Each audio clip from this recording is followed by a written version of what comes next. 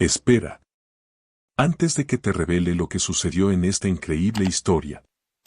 Si ya estás listo para ser mi cómplice en esta aventura, suscríbete ahora mismo y deja tu me gusta. Es hora de que la historia comience. Falsificó mi letra para alejar a mi hijo, el secreto oculto tras un paquete devuelto. ¿Paquete quién fue? El paquete estaba en mi porche cuando regresé de mi paseo matutino. Casi no lo veo. Era una cajita marrón, de esas que llegan por internet, pegada al marco de la puerta, justo donde el alero la protegía de la lluvia. El perro de mi vecino ladraba en algún lugar de la calle y el aire otoñal traía ese olor a hojas mojadas y humo de leña que siempre me recuerda a tiempos mejores. La cogí sin pensarlo mucho, dándole vueltas en las manos mientras entraba. Entonces vi la etiqueta. Mi propia letra me miraba fijamente. El nombre de mi hijo, su dirección en Portland y, en tinta roja, estampado en el frente con letras que parecían casi agresivas por su carácter definitivo, devolver al remitente. Me quedé un buen rato en la entrada, con el abrigo puesto, sintiendo el paquete pesado en las manos, un peso que no se correspondía con su masa real. Este era el regalo de cumpleaños que había enviado por correo hacía 3 semanas, el que había elegido durante 2 horas. Cuidadosamente envuelto en el papel marrón que mi esposa siempre decía que hacía que las cosas parecieran más personales. El que yo mismo había llevado a la oficina de correos porque quería asegurarme de que se manejara correctamente. Me había sido devuelto, sin abrir. Mi esposa entró de la cocina, secándose las manos con un paño. Me miró a la cara y se detuvo. ¿Qué pasó?, preguntó. Levanté el paquete. Cruzó la habitación y me lo quitó, dándole la vuelta de la misma manera que yo lo había hecho. La observé leer la etiqueta. La observé leerla de nuevo. La dirección es correcta, dijo en voz baja. Ya lo veo. Es la dirección que siempre hemos usado. Lo sé. Dejó el paquete sobre la mesa de la entrada con mucho cuidado, como cuando se deja algo para que no se caiga. Luego volvió a mirar la etiqueta de devolución, la que tenía mi letra, y algo cambió en su expresión. Se inclinó hacia mí. Ven a ver esto, dijo. Me incliné hacia ella. Señaló la etiqueta, mi nombre y nuestra dirección impresos en lo que yo había supuesto que era mi propia letra. Y allí, de pie con mis gafas de lectura por fin haciendo su trabajo, vi lo que ella ya había notado. Esa no era mi letra. Era parecida, muy parecida, con la misma ligera inclinación hacia la izquierda que he tenido desde que era adolescente, de la misma manera que hago mis mayúsculas un poco más grandes de lo necesario. Pero los 7 estaban mal. Hago mis 7 al estilo europeo con una pequeña barra transversal en el medio, una costumbre que adquirí de un viejo profesor de ingeniería en la universidad y que nunca abandoné. Estos 7 eran simples, y el bucle de mi G minúscula estaba abierto en la parte inferior, donde la mía siempre se cierra. Alguien había estudiado mi letra con la suficiente atención como para copiarla, pero no con la suficiente atención como para hacerlo exactamente bien. Mi esposa se enderezó y me miró. Alguien escribió esa dirección de remitente, dijo. No eres tú. No respondí de inmediato. Estaba pensando en mi hijo, en la última conversación que tuvimos hace casi 2 años, de pie en esta misma entrada con las voces alzadas y palabras dichas que pasé 700 días deseando poder retractar. En la forma en que se fue sin abrazar a su madre, en las tarjetas de Navidad que volvieron, en el silencio que se había instalado en nuestra casa como algo físico. Algo con peso y textura y bordes contra los que podías lastimarte en la oscuridad. Su nombre es Daniel. Tiene 34 años. Tiene mi barbilla y los ojos de su madre y una risa que, cuando las cosas iban bien entre nosotros, podía llenar una habitación entera. Se convirtió en arquitecto paisajista, lo que sorprendió a algunos que lo recordaban como un chico callado que prefería las computadoras. Pero para mí tenía todo el sentido del mundo porque Daniel siempre fue alguien que necesitaba hacer crecer las cosas. Necesitaba meter las manos en la tierra y ver cómo algo brotaba de la nada. Hace 2 años, nos presentó a su novia. Se llamaba Simone. Quiero ser cuidadoso aquí porque tengo 63 años y he aprendido que mis primeras impresiones de las personas no siempre son correctas y que tengo una terquedad que mi esposa me ha señalado amablemente más de una vez, que puede hacerme decidirme rápidamente sobre alguien y luego pasar demasiado tiempo defendiendo esa decisión. Así que quiero ser cuidadoso. Pero desde la primera noche que pasamos juntos, algo me pareció mal. No era nada específico. Ella fue bastante educada. Respondió preguntas, sonrió en los momentos adecuados, me hizo cumplidos. La cena se desarrolló con una precisión casi ensayada que me recordaba a una entrevista de trabajo. Era culta, elocuente y claramente inteligente. Daniel la observó durante toda la velada con una atención que reconocí, la atención concentrada, ligeramente nerviosa, de un hombre que evalúa la reacción de los presentes ante alguien a quien ama. Lo que me inquietaba era algo más sutil. Era la forma en que la conversación volvía una y otra vez a ella, no con fuerza ni con rudeza, sino con persistencia, como el agua que encuentra grietas. Hablábamos del nuevo proyecto de Daniel en Portland y, de alguna manera, terminábamos hablando de la perspectiva de Simone sobre la filosofía del diseño urbano. Nos reíamos de un viaje familiar que hicimos cuando Daniel tenía 12 años, y ella nos redirigía hacia una historia paralela de su propia infancia. Una vez, mi esposa me miró a los ojos al otro lado de la mesa y me dedicó esa mirada pequeña, casi imperceptible, que significa, yo también lo veo. Después de la cena, cuando Daniel ayudó a su madre a recoger la mesa y me quedé a solas con Simone unos minutos, dijo algo que se me quedó grabado. Dijo que Daniel le había contado mucho sobre la dinámica de nuestra familia y que creía importante que, al comenzar este nuevo capítulo de su vida, desarrollara relaciones que alimentaran su crecimiento en lugar de sus obligaciones. No supe cómo responder. Comenté que la familia y el crecimiento no eran necesariamente opuestos. Ella sonrió y dijo, no, por supuesto que no. Pero la frase se me clavó. Sus obligaciones. Como si su relación con sus padres fuera una deuda que gestionar en lugar de un vínculo que existiera por sí mismo. Las cosas cambiaron lentamente después de esa visita, no de forma drástica ni de golpe, de una manera que hubiera sido fácil de identificar y abordar directamente. Lentamente. Las llamadas telefónicas que solían ocurrir todos los domingos empezaron a ocurrir cada 2 domingos, luego una vez al mes, luego menos.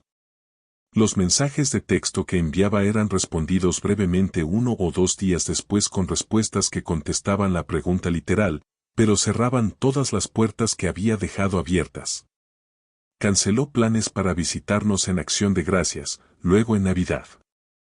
Entonces Daniel me llamó un martes por la tarde, unos 8 meses después de esa primera cena, y me dijo que Simone sentía que su relación con sus padres estaba, en sus palabras, emocionalmente enredada y que necesitaban espacio para definir sus límites. Estaba en mi taller cuando me dijo esto. Tenía en la mano un trozo de roble que pensaba usar para un pequeño armario. Lo dejé. Le pregunté qué quería decir con eso específicamente. Intenté mantener la voz firme. Le dije que no estaba enfadado. Solo quería entender. Usó frases que nunca le había oído usar. Habló de la necesidad de priorizar su ecosistema emocional. Habló de patrones de expectativas con los que había crecido y que no le beneficiaban. Habló de aprender a distinguir entre amor y control. Lo escuché todo. Y cuando terminó, le dije, Daniel, nunca he intentado controlarte. He intentado conocerte, y son cosas diferentes. Dijo que necesitaba tiempo. Le dije que lo quería. Dijo que lo sabía. Luego colgó. Eso fue hace 22 meses. Puse el paquete de devolución sobre la mesa de la cocina y me senté frente a él. Mi esposa preparó café. Estuvimos un rato en silencio. Fuera de la ventana, el arce del patio trasero se había vuelto completamente dorado de repente, como sucede cada octubre, como si intentara llamar tu atención. Alguien lo interceptó, dije finalmente. Mi esposa puso una taza frente a mí. Se sentó frente a mí con la suya.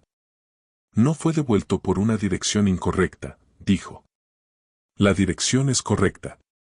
Regresó porque alguien quería que regresara, y luego escribieron la etiqueta de devolución con mi letra para que pareciera normal, para que pareciera que lo había enviado a la dirección equivocada o algo así.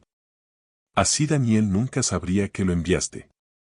Esa frase cayó como una piedra en el agua, porque no era lo primero que había enviado. Había enviado tarjetas de cumpleaños, 2, en los últimos 2 años. Sin respuesta, pero me dije a mí mismo que las estaba leyendo y que elegía no contestar, lo cual dolía, pero era su derecho. Le envié una breve carta la primavera pasada, sin exigir nada, solo contándole sobre el proyecto del taller y preguntándole si consideraría tener una llamada telefónica en algún momento. No hubo respuesta. Le envié una pequeña caja de fotografías de Navidad, fotos de cuando era pequeño, porque pensé que tal vez le recordarían algo. Ninguna había regresado, lo que significaba una de dos cosas, o las había recibido y las había ignorado, o alguien las había interceptado antes de que las viera. Necesito saber si recibió alguna, dije. Mi esposa me miró fijamente. ¿Cómo vas a averiguarlo sin llamarlo directamente y que piense que lo estás presionando?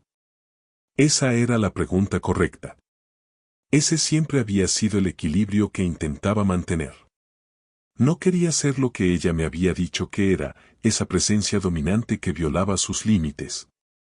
Había pasado 2 años siendo muy cuidadoso, muy mesurado, dándole el espacio que decía necesitar. Pero también negándome a simplemente desaparecer porque desaparecer habría significado aceptar una historia sobre mí que no era cierta. Pero esto era diferente. Que alguien falsificara mi letra para devolver un regalo cuya existencia mi hijo ni siquiera conocía, eso era diferente. Pensé en ello durante el resto del día. Salí al taller y me paré entre mis proyectos a medio terminar, tratando de pensar con claridad. Había sido ingeniero estructural durante 30 años. Sabía cómo abordar un problema dividiéndolo en sus fuerzas componentes. ¿Cuáles eran las fuerzas en juego aquí? Daniel creía, o le habían hecho creer, que la distancia de sus padres era algo que necesitaba para su propia salud. Ese era el marco que Simone había construido.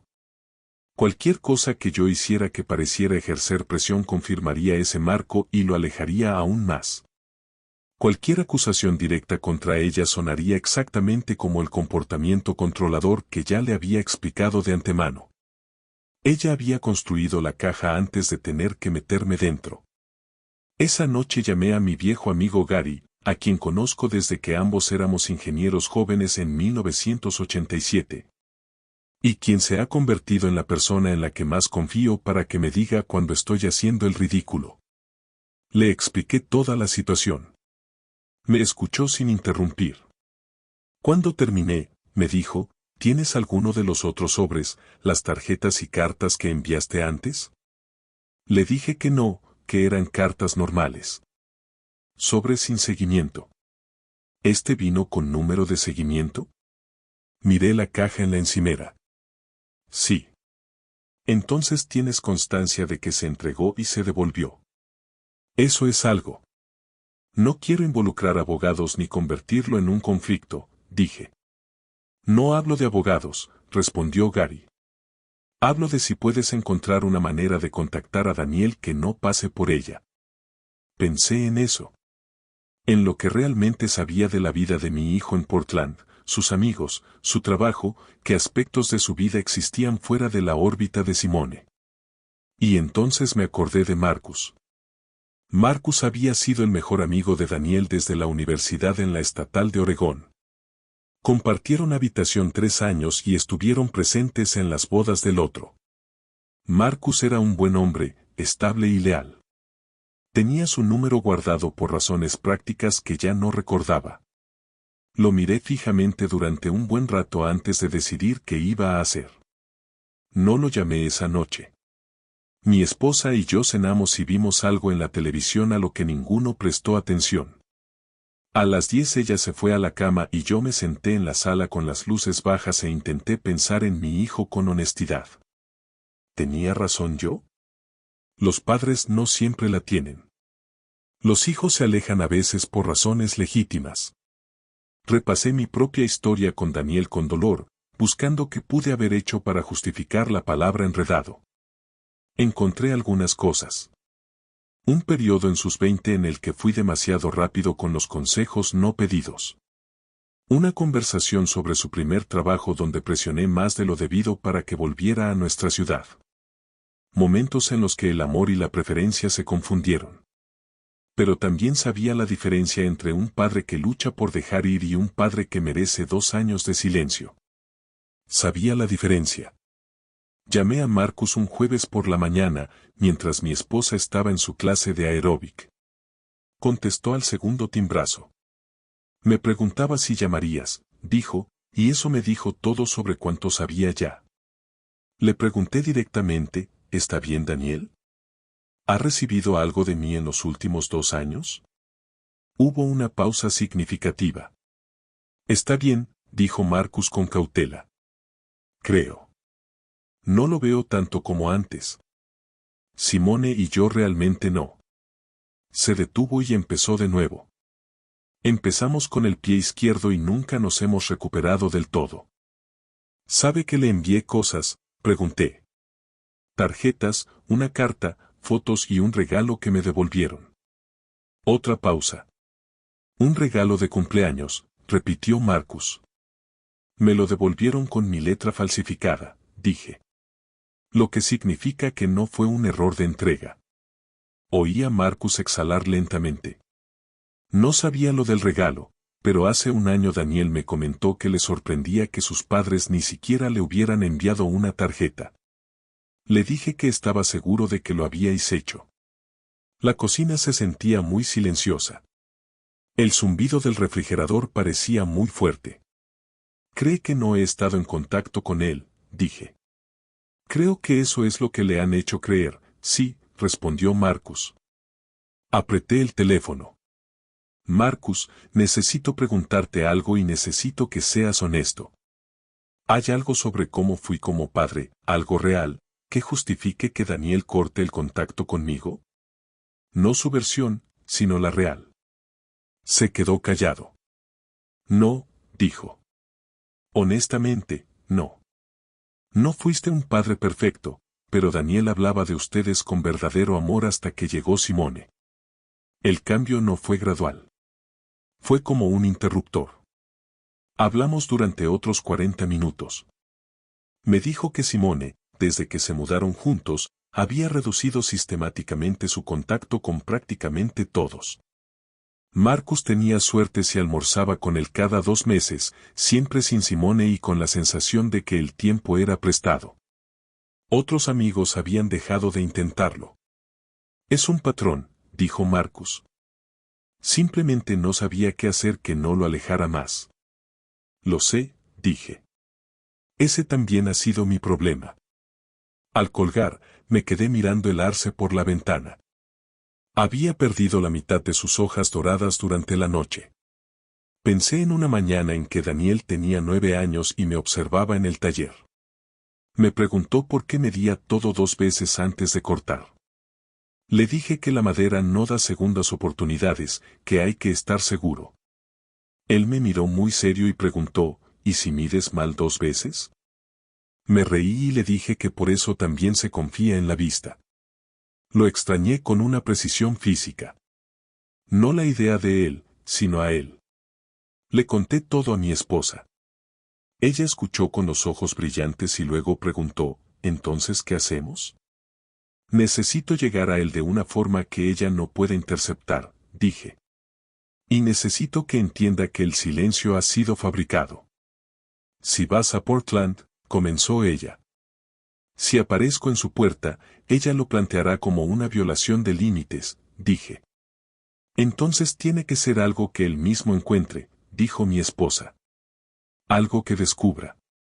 Marcus me había dicho que Daniel aún conservaba un hábito. Todos los sábados por la mañana iba solo a la misma cafetería cerca de su oficina para leer y trabajar. Simone no iba. Era una de sus pocas horas de soledad. Tengo 63 años y no soy impulsivo, pero reservé un vuelo para esa misma noche del viernes. Mi esposa me preparó la maleta sin decir palabra, lo cual es una especie de respuesta. La mañana del sábado no tuvo nada de cinematográfico. Llegué a la cafetería antes de que abriera y esperé en el coche sintiéndome como un viejo tonto. Repasé todo lo que podía salir mal. Podía enojarse, podía hacer frío, Simone podía estar allí. Entré a las 7:15, pedí un café y esperé. A las 8:45, mi hijo entró por la puerta. Se veía más delgado, con canas en las sienes como las que yo tuve a su edad. Me produjo una pequeña tristeza por el tiempo perdido. Llevaba la misma bandolera de cuero de la universidad. Fue al mostrador, pidió y, al girarse, me vio. Decidí no levantarme ni saludar, simplemente estaría allí y dejaría que él decidiera. Se quedó muy quieto. Luego se acercó a mi mesa y dijo, papá. Solo esa palabra, pero como si la hubiera estado guardando durante mucho tiempo. Hola, hijo, dije. Se sentó. ¿Cómo sabías que estaría aquí?, preguntó. Marcus. Lo asimiló sin enfadarse. Viajé porque necesito que sepas algo, dije. Y no se me ocurría otra forma de que te llegara. Le conté sobre el paquete. Lo había traído conmigo y lo puse sobre la mesa. Lo vi fruncir el ceño al mirar la etiqueta. Le expliqué lo de los 7 y los bucles de la letra. Él se inclinó. Esa no es tu letra, dijo lentamente. Es una buena copia, dije, pero no soy yo. Algo se movía detrás de sus ojos. Le mencioné las otras cartas, las fotos, las tarjetas. ¿Creías que no me había puesto en contacto?, pregunté. Me miró fijamente un largo rato. Ella dijo. Se detuvo. Sé lo que dijo, respondí con suavidad. Y he pasado 2 años preguntándome si algo de eso era cierto. No estoy aquí para decirte que ella se equivoca en todo ni para hacerte elegir. Estoy aquí porque esa letra no es la mía y necesito que sepas que he estado aquí todo el tiempo. Daniel bajó la mirada al paquete. Pensé, dijo en voz baja, que simplemente decidiste rendirte. Esas palabras me golpearon fuerte. No me rendiría contigo, dije. Soy tu padre. No puedo rendirme. No dijo nada por un rato y yo no lo presioné. Finalmente dijo, ella vigiló mi correo por un tiempo. Me dije a mí mismo que era porque estaba preocupada por. Se detuvo y presionó su mano contra la mesa. Hace 6 meses encontré sobres originales en el fondo de su armario y no hice nada. Me dije muchas cosas para no verlo. Pensé en las historias que nos contamos para estar en paz. Eso no es debilidad, Daniel, dije. Es ser humano. No tienes que tomar ninguna decisión ahora mismo. Solo quería que supieras que hemos estado pensando en ti cada día. Él tomó el paquete, le dio vueltas y luego me miró. ¿Qué me trajiste? Y ahí estaba. Bajo todo ese dolor, preguntó como si tuviera 12 años. Le conté que era un libro de paisajes y la navaja o pinel de mango de madera que siempre había admirado en mi taller. Se quedó callado. No abrió el paquete allí, lo guardó con delicadeza. Hablamos durante 2 horas. No resolvimos lo de Simone, eso sería difícil y le tocaría a él decidir qué era verdad en su vida. Pero hablamos de sus proyectos, de su parque, de su madre. Cuando nos levantamos, me abrazó con fuerza. No fue un trámite, se aferró a mí. Lo siento, dijo. No tienes por qué sentirlo, respondí. Solo ven a casa alguna vez. En el vuelo de regreso, miré las luces distantes por la ventana. Pensé en lo que mi esposa me dijo por teléfono, sabía que no nos había olvidado. Hay cosas a las que te aferras no por pruebas, sino porque dejarlas ir significaría dejar ir algo verdadero. Ella se aferró 2 años. Yo lo intenté, aunque hubo noches de desesperación en mi taller oscuro. Pero aquella mañana, aquel paquete que regresó del silencio me dio la pista. Hice lo que mi profesor me enseñó, medí 2 veces. Confié en mi vista y la madera, esta vez, me dio otra oportunidad. Una invitación desde el corazón. A veces, la vida nos pone frente a silencios que parecen definitivos, como ese paquete que regresa sin abrir o esa llamada que nunca llega.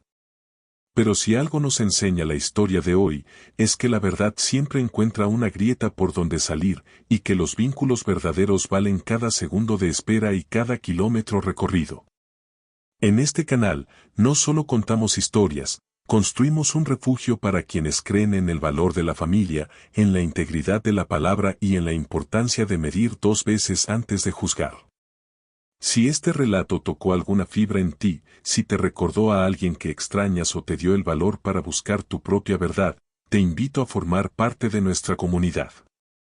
Regálanos un me gusta, es una forma silenciosa de decirnos que estuviste aquí, que escuchaste y que, al igual que nosotros, valoras las segundas oportunidades que nos da la madera de la vida.